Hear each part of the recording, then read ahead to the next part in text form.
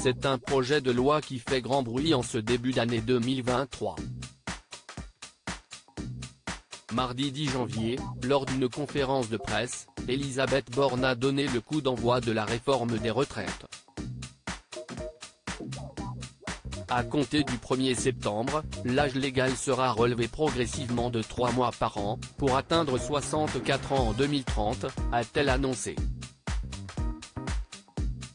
Alors que ses contours ont été dévoilés par le gouvernement, cette mesure explosive rencontre de vives oppositions, notamment de la gauche.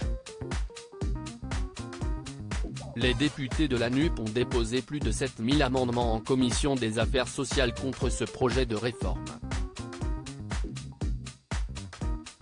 Interrogé à ce sujet par nos confrères du Parisien, ce samedi 28 janvier, Gérald Darmanin n'a pas manqué de critiquer ouvertement ses opposants politiques.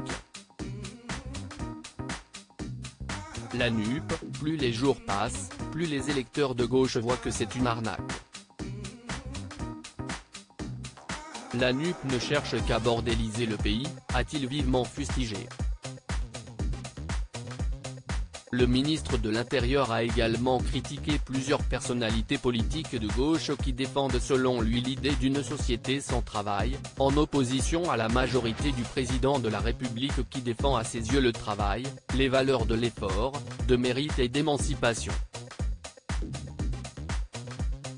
Gérald Darmanin, François Hollande.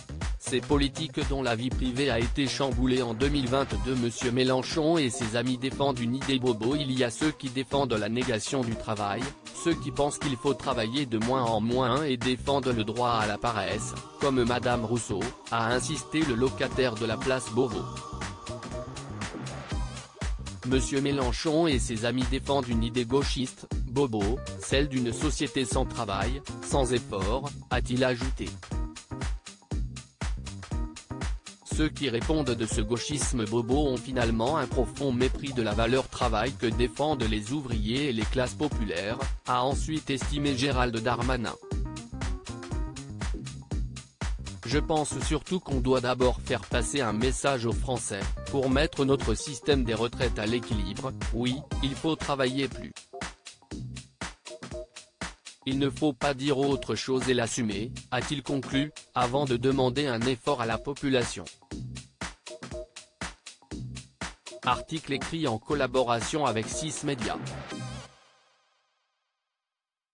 Crédit photo, Stéphane Le Mouton.